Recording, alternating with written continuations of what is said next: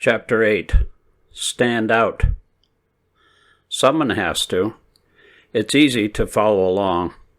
It can feel strange to do or say something different. But without that unease, there is no freedom. Remember Rosa Parks. The moment you set an example, the spell of the status quo is broken, and others will follow. After the Second World War, Europeans, Americans, and others created myths of righteous resistance to Hitler. In the 1930s, however, the dominant attitudes had been accommodation and admiration. By 1940, most Europeans had made their peace with the seemingly irresistible power of Nazi Germany. Influential Americans such as Charles Lindbergh opposed the war with the Nazis under the slogan, quote, "America first," end quote. It is those who were considered exceptional, eccentric, or even insane in their own time, those who did not change when the world around them did, whom we remember and admire today.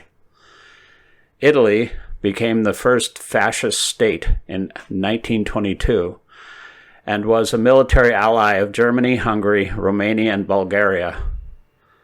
Had been drawn toward Germany by the promise of trade and territory. In March 1938, none of the great powers offered any resistance as Germany annexed Austria. In September 1938, the great powers, France, Italy, and Great Britain, then led by Neville Chamberlain, actually cooperated with Nazi Germany in the partition of Czechoslovakia.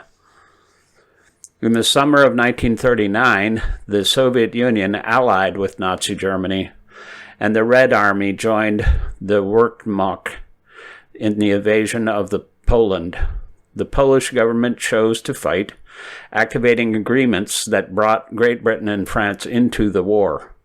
Germany, supplied with food and fuel by the Soviet Union, invaded and quickly occupied Norway, Netherlands, Belgium, and even France in the spring of 1940. The remainder of the British Expeditionary Force was evacuated from the continent at Dunkirk in late May and early June 1940. When Winston Churchill became Prime Minister in May 1940, Great Britain was alone. The British had won no meaningful battles and had no important allies. They had entered the war to support Poland, a cause that seemed lost. Nazi Germany and its Soviet ally dominated the continent. The Soviet Union had invaded Finland in November 1939, beginning with a bombing of Helsinki. Right after Churchill assumed office, the Soviet Union occupied and annexed the three Baltic states of Estonia, Latvia, and Lithuania. The United States had not entered the war. Adolf Hitler had no special animus toward Britain or its empire, and indeed imagined a division of the world into spheres of interest. He expected Churchill to come to terms after the fall of France. Churchill did not.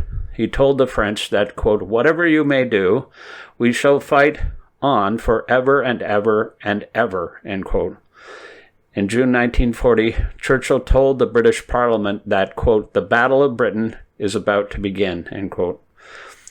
The German Luftwaffe began bombing the British cities. Hitler expected that this would force Churchill to sign an armistice, but he was mistaken. Churchill later called the air campaign, quote, "a time when it was equally good to live or die," end quote.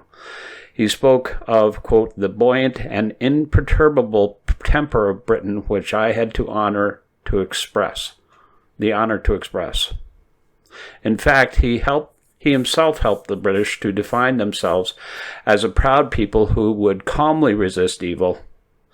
Other politicians would have found support in British public opinion to end the war. Churchill instead resisted, inspired, and won. The Royal Air Force, including 2 Polish squadrons and a number of other foreign pilots, held back the Luftwaffe. Without control of the air, even Hitler could not imagine an amphibious invasion of Great Britain. Churchill did what others had not done. Rather than concede to advance, he forced Hitler to change his plans. The essential German strategy had been to remove any resistance in the West, and then to invade, thus betraying the Soviet Union, and colonize its western territories. In June 1941, with Britain still in the war, Germany attacked its Soviet ally. Now, Britain had to fight a two-front war, and Moscow and London were suddenly unexpected allies. In December 1941, Japan bombed the American naval base at Pearl Harbor in Hawaii, and the United States entered the war. Now, Moscow, Washington, and London formed a grand and irresistible coalition. Together, with the help of many other allies, these three great powers won the Second World War. But had Churchill not kept Britain in the War of 1940, there would not have been such a war to fight. Churchill said that history would be kind to him, but he intended to write it himself. Instead, in his vast histories and memoirs, he presented his own decisions as self-evident and credited the British people and Britain's allies. Today, what Churchill did seems normal and right, but at the time, he had to stand out. Of course, Great Britain was only in the war because the Polish leadership had chosen to fight in September of 1939. Well, in 1940, the character of the German occupation was becoming clear in the Polish capital, Warsaw. Teresa Preker was meant to finish high school that year. Her family lost its property to the Germans and was forced to move to Warsaw and rent. Her father was arrested. One of her uncles was killed in battle. Two of her brothers were in German prisoner of war camps. Warsaw itself had been heavily damaged by a German air campaign, which had killed about 25,000 people. Teresa, a very young woman, stood out among her friends and family in her reaction to the horror. At a time when it was natural to think only of oneself, she thought of others. In late 1940, the Germans began to establish ghettos in the part of Poland under their control. That October, the Jews of Warsaw and the surrounding region were required to move to a certain district of the city. One of Teresa's brothers had been friendly with a Jewish girl and her family before the war. Teresa now observed that people quietly allowed their Jewish friends to slip away from their lives. Without telling her family, and at great risk to herself, Teresa chose to enter the Warsaw Ghetto a dozen times in late 1940, bringing food and medicine to Jews she knew and Jews she did not. By the end of the year, she had persuaded her brother's friends to escape the ghetto. In 1942, Teresa helped the girl's parents and brother to escape.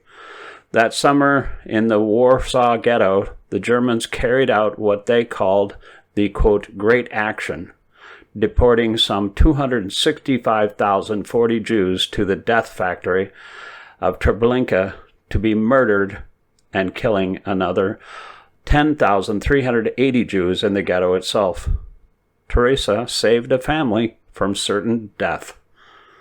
Teresa Preker later became a historian of the Holocaust, writing about the Warsaw Ghetto and about others who helped to aid Jews. But she preferred not to write about herself. When much later she was asked to speak about her own life, she called her actions normal. From our perspective, her actions seemed exceptional. She stood out.